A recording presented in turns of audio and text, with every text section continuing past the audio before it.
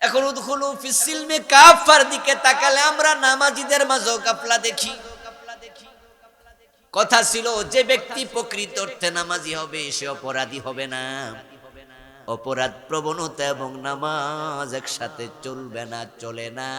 আকিমিস সালাতা ইন্নাস সালাতা তানহা আনিল ফাহশাই ওয়াল মুনকার। আমার আল্লাহ বলছেন নামাজ পড়ো, নামাজ কায়েম করো। নামাজ পড়লে নামাজ তোমাকে অন্যায় থেকে ফিরাইয়া রাখবে। অথচ নামাজও পড়ে সুদেও টাকা লাগায় এমন নামাজি আছে। নামাজ পড়ে 5 ওয়াক্ত, বাবা মরছে 10 বছর আগে, এখনো বোনের হক দেয় না, জোর কইরা বোনের সম্পদ দখল করে এমন নামাজি আছে না নাই? জীবনের প্রতিটি জায়গায় আল্লাহ এবং রাসূল যা বলবেন তা মানতে সে বাধ্য থাকবে। আল্লাহ তাআলা মুমিনদের ব্যাপারে এই জন্য বলেছেন ইয়াকুলু সামিনা ওয়া আতানা। মুমিনরা একটা কথাই বলবে, শুনলাম আর মানলাম, শুনলাম আর মানলাম। শুনতে দেরি মানতে দেরি করা যাবে না। কিন্তু আমরা এমন মুসলমান হয়েছি, 52 বছরের বাংলাদেশ, আল্লাহর শত শত বিধান আমরা একবারও মানি নাই। আল্লাহ বলেছে চোর ধরে হাত কাটো, একবারও কাটলাম না। আল্লাহ বলেছেন ডাকাত ধরে শুলে দাও, দিলাম না। আল্লাহ বলেছে জেনা করলে 100 বেত লাগাও, বিবাহিত হলে পাথর মারো, আমরা মানলাম না। রাসূলুল্লাহ বলেছে মদ পান করলে 80 বেত লাগাতে হবে। হযরত ওমর নিজের ছেলে আবু শামাকে রেহাই দেয় নাই। বাংলাদেশ 52 বছর চলে গেল, 80 বেতের আইন একদিনও মানি নাই। আমরা আবার ভাবছি মরলে জান্নাত পাইয়া যাব। আল্লাহ জান্নাত আমাদেরকে না দিয়া দিব কারে? কিছু তো মানি। আল্লাহ বুঝি আপনার কাছে ঠেকা পড়ছে।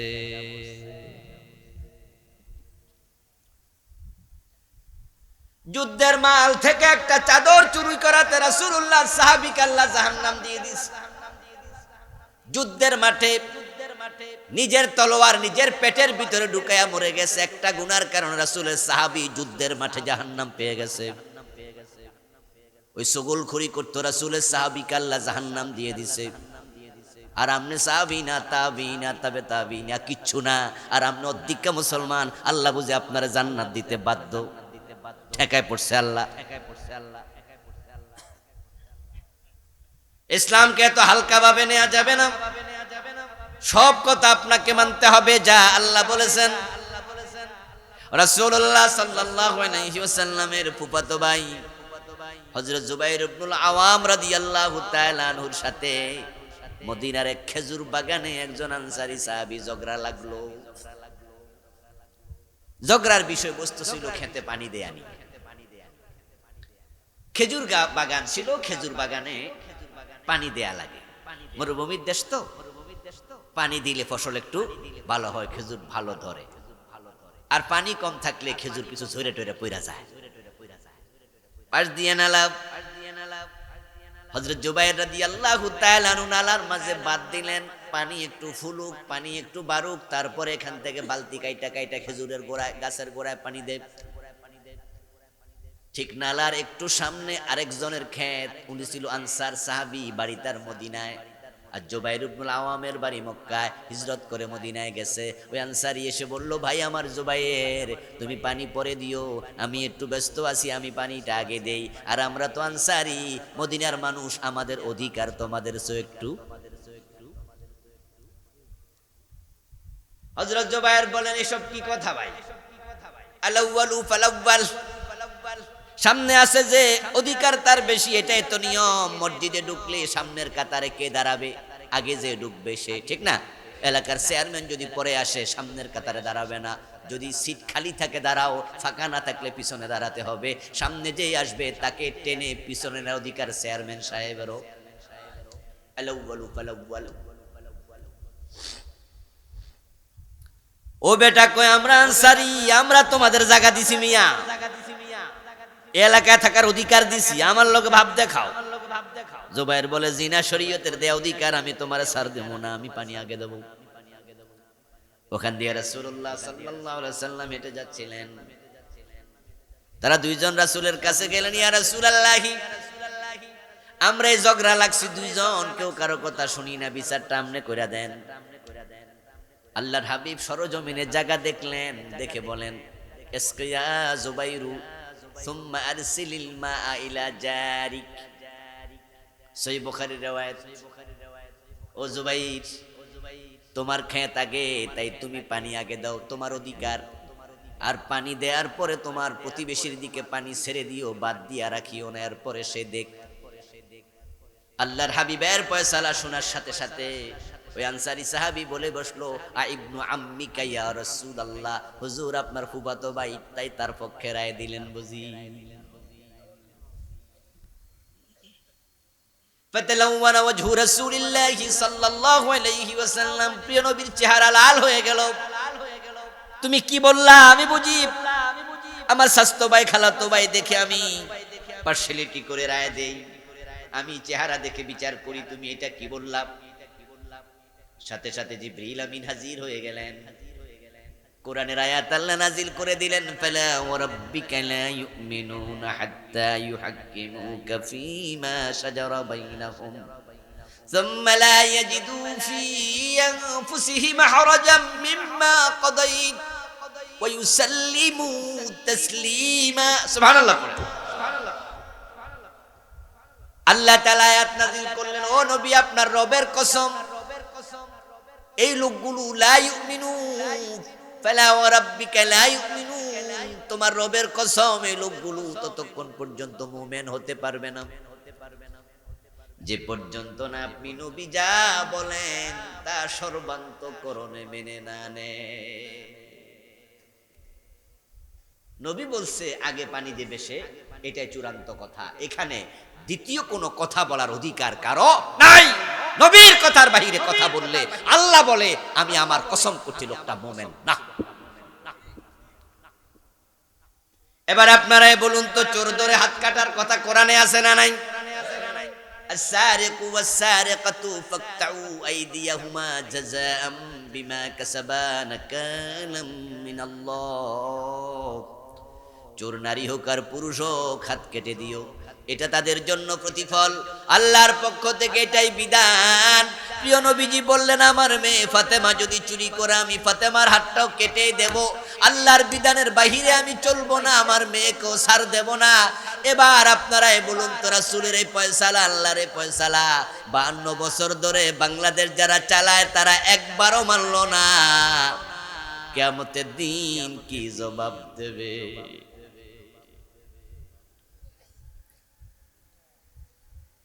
আবু শামা মদ পান করেছে, হযরত ওমর নিজের ছেলেটাকেও ছাড়লেন না। কবি নজরুল চমৎকার ভাবে বলেছে, মদ্যপানের অপরাধে প্রিয় পুত্রকে নিজ করে মেরেছ দোররা, মরেছে পুত্র তোমারই চোখের পরে। এবার আপনারাই বলুন তো, বাংলাদেশে মাদক আছে না নাই? 80 বেতের আইন চালু হয়েছে কয়দিন?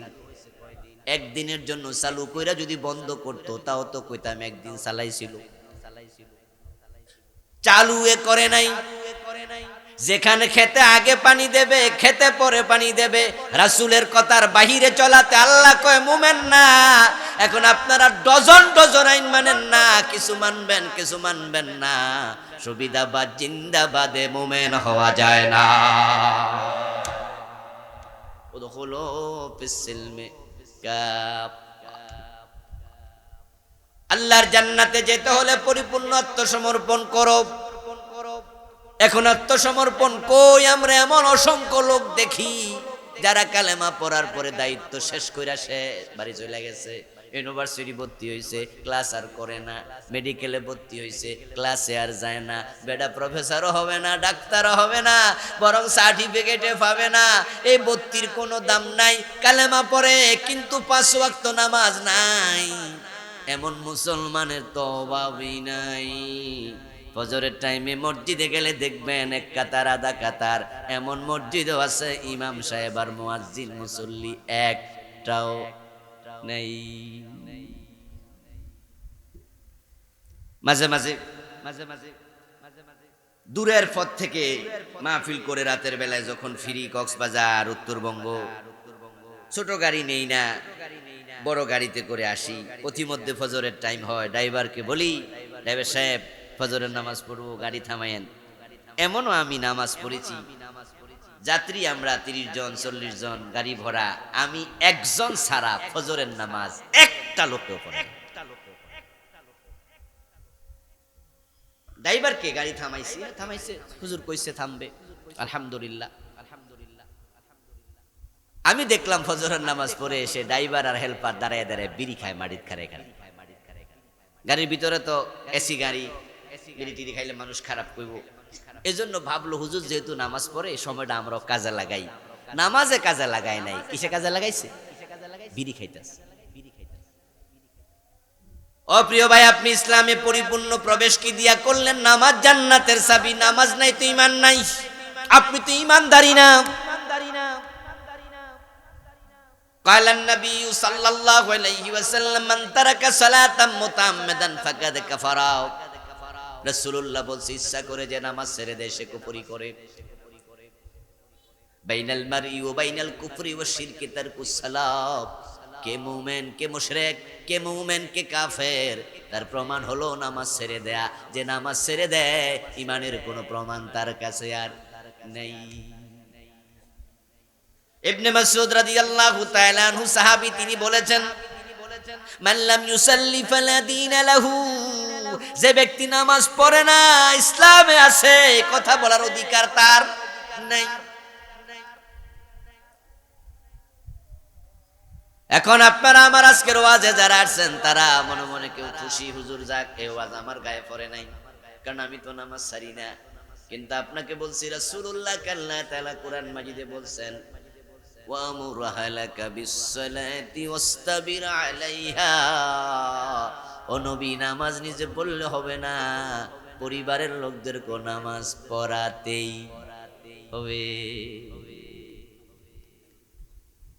বাবা 5 ওয়াক্ত নামাজ পড়ে, ফজরের টাইমে শীতের মাঝে মসজিদে চলে যায়, ঘরে যুবক ছেলে নামাজ পড়ে না, যুবতী মেয়ে বেনামাজি, নিজের বউটা নামাজ পড়ে না, স্বামী নামাজে গেছে, এমন লোকও আছে না নাই? তাহলে তুমি আল্লাহর আদেশ অর্ধেকটা মানলা, বাকিটা কই?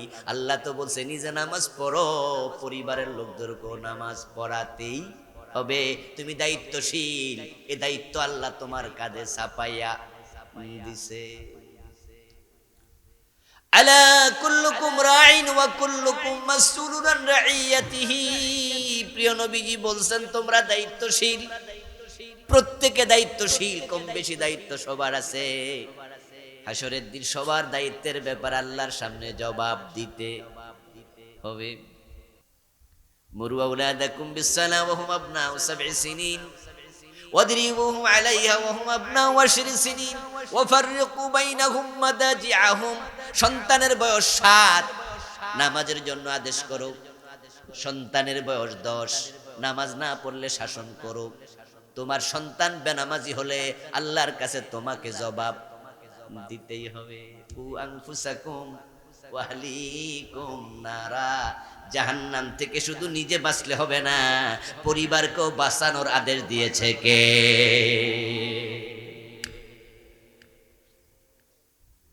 এখন উদখুলু ফিস সিলমি কাফার দিকে তাকালে আমরা নামাজীদের মাঝেও গাফলা দেখি।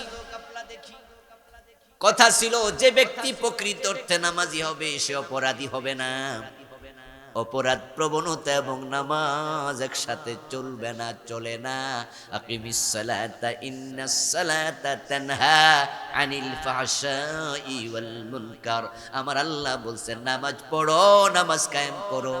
নামাজ পড়লে নামাজ তোমাকে অন্যায় থেকে ফিরাইয়া রাখবে। অথচ নামাজও পড়ে সুদেও টাকা লাগায়, এমন নামাজি আছে নামাজ পড়ে 5 ওয়াক্ত, বাবা মরছে 10 বছর আগে, এখনো বোনের হক দেয় না, জোর কইরা বোনের সম্পদ দখল করে, এমন নামাজি আছে না নাই? 2-4 জন আজকের মাহফিল আছে। আরে শুধু বোনের টানা, ফুফুরটা পর্যন্ত খাইয়া বসে আছে, ও দাদ আটটা। قال النبي صلى الله عليه وسلم من قطع ميراث وارثه قطع الله ميراثه من الجنة। তোমরা যারা ওয়ারিসের মিরাস কেটে দাও, তোমার বোনের হক ফুফুর হক কাইটা দিছো, খাইয়া লাইছো, বড় ভাই ছোট ভাইয়েরটা খাইয়া লাইছে, আমার রাসূল বলেন তার জান্নাতের অধিকার আল্লাহ নিজে কেটে দেবে। আর ঈমান কেন এনেছেন, নামাজ কেন পড়ছেন? জান্নাতের জন্যই তো। জান্নাতের জন্যই তো আজকের মাহফিলে এসে মাটিতে বসে আছেন, জান্নাতের জন্যই তো চৈত্র মাসে রোজা রাখেন, জান্নাতে যাওয়ার জন্যই তো হজ করছেন। ওই জান্নাত আল্লাহ কাইটটা ফেলবে যদি আপনি ওয়ারিসের হক কাটেন। আপনি বলবেন যে হুজুর বলেন কি, এরকম যদি আল্লাহ কাইটা মাইটা সব নেগা, তাহলে আর নামাজ কালাম ফইরা লাভ কি? ইসলাম কি এত কঠিন? আমি বলি ইয়েস, ইয়েস, আল্লাহ আপনাকে ছাড় দেবে না। আদমকে একটা ভুল করছে, আল্লাহ ছাড় দেয় নাই, কাপড় সব খুলে ফেলছে। আর আপনি কোন ছাড়ের আশায় বসে আছেন? হ্যাঁ, আপনি ছাড় পাবেন তখন যখন আপনি অনুতপ্ত হবেন, আপনি তাওবাকারী হবেন। রব্বানা যালামনা পড়বেন। আদম পড়েছে রব্বানা যালামনা আনফুসানা ওয়া ইল্লাম তাগফির লানা ওয়া তারহামনা লানাকুনান্না মিনাল খাসিরিন। আল্লাহ তাআলা আবার কোরআনের আয়াত নাযিল করেছে, ইম্মা ইয়াতিয়ান্নাকুম মিন্নি হুদা ফামান তাবিআ হুদায়া ফালা খাউফুন আলাইহিম ওয়া লা হুম ইয়াহজানুন। ও আদম, তোমাকে দুনিয়ায় পাঠাইয়া দিলাম, টেনশন করো না, তোমার কাছে আমার গাইড যাবে, গাইডেন্স যাবে, হেদায়াতের পথ নির্দেশনা যাবে, ওহি যাবে। এটা ফলো করলে তোমার কোটি কোটি সন্তান নিয়া তুমি আবার জান্নাতে ফিরে আসতে পারবে। আপনি অন্যায়ও করবেন, আবার তাওবাও করবেন না, গাদ্দারি করবেন, বলবেন যে কি হয়েছে, আর করি তো, কিছু তো করি। আরে কিছু করেন মানে আপনাকে ছাড় দেবে। আল্লাহ কোন কোরআনের কোন জায়গায় বলছে? ডিসকাউন্ট পাইলেন কই আপনি? ওজুর ফরজ কয়টা? বলেন না, বলেন। ও আজ একটু শক্ত দেখে মনে রাগ করে গেছে। ওজুর ফরজ কয়টা? এখন আপনি হাত ধুইলেন, মুখ ধুইলেন, মাথা মাসে করলেন, প্রচন্ড শীতের কারণে পা ধন নাই, মসজিদে ঢুকে নামাজ পড়লেন, সওয়াব পাবেন কত পার্সেন্ট? 3 পঁচিশে 75, 4 পঁচিশে 100, একটা বাদ দিছেন, 75% সওয়াব পাবেন। 50%, 33, তো 3টা না মানছেন? আল্লাহ বলেছে 4 ফরজ, 3 পাইলেন কই? আপনি 4 মানি 4, একটা কমানো যাবে না। এই ভ্যান ওজুর যে অঙ্গ আছে, যদি একটা পশমের জায়গায় পানি না পৌঁছে, বাকিটা ধুইয়াও কোনো লাভ নাই। আমার আল্লাহ যা বলে সেখানে কোনো ডিসকাউন্ট নেই। নামাজে আরকান আহকাম কত ফরজ? 13। মাশাআল্লাহ, কয় ফরজ? 13 ফরজ। 12টা আমল করছেন, একটা বাদ দিছেন, নামাজ হইছেনি? কিছু তৈব হইব, কিছু পুরাই বাদ, ডিসকাউন্ট নাই। আল্লাহর কথা আপনি কিছু মানবেন, কিছু মানবেন না, এসব চলবে না। উদখুলু ফিস সিলমে কাফা, ইসলামে পুরাপুরি ঢোকো। আল্লাহ তাআলা ভালো করে জানেন আমার বান্দার পিছনে নফসে আম্মারা আছে, শয়তান আছে, পারিপার্শ্বিকতা আছে, সমাজ আছে। সঙ্গ দোষে আমার বান্দা গুনাহ করে ফেলবে, শয়তানের কারণে গুনাহ করে ফেলবে, নফসের কারণে গুনাহ করে ফেলবে। আমার লাইট ভালো জানেন, তাই তিনি তাওবার দরজা যেদিন থেকে খুলেছেন আজ পর্যন্ত বন্ধ করেন নাই। আমার রাসূল বলেন কিয়ামতের আগে পশ্চিম দিকে সূর্য উদিত হবে, সূর্য উদিত হওয়ার পরে তাওবার দরজা বন্ধ হবে। এর আগ পর্যন্ত 1 সেকেন্ডের জন্য তাওবার দরজা বন্ধ হবে না। তুমি আকাশ পর্যন্ত গুনাহ করার পরও যদি তাওবা করো, আল্লাহ তোমার সব গুনাহ 1 সেকেন্ডে ক্ষমা করে দেবে। এবার আপনারা একটু দয়া করে বলুন তো, তাওবার দরজা এই টাইমে খোলা আছে না নাই? খোলা আছে। আপনি সুদ খাচ্ছেন কেন? আজকে তওবা করেন, আজকে তওবা করেন। এই লোকটা এমন একটা গুনাহ করছে যেটা করতে করতে মরে গেছে, তাওবা করার সুযোগ আর পায় নাই। এখন সে বিষ খায়া মরল, ফাঁসিতে ঝুলে মরল। এই গুনাহ থেকে তাওবার সুযোগ আর নাই, তাই আমরা আফসোস করলাম। এখন বলুন তো, সুদ খাইলে 73 গুনাহ আছে। ছোট গুনাহ হলো নিজের মায়ের সাথে জেনা করা। যে বেটা সুদে টাকা লাগাইয়া মরে, সে মায়ের সাথে জেনা করতে করতে মরে কিনা?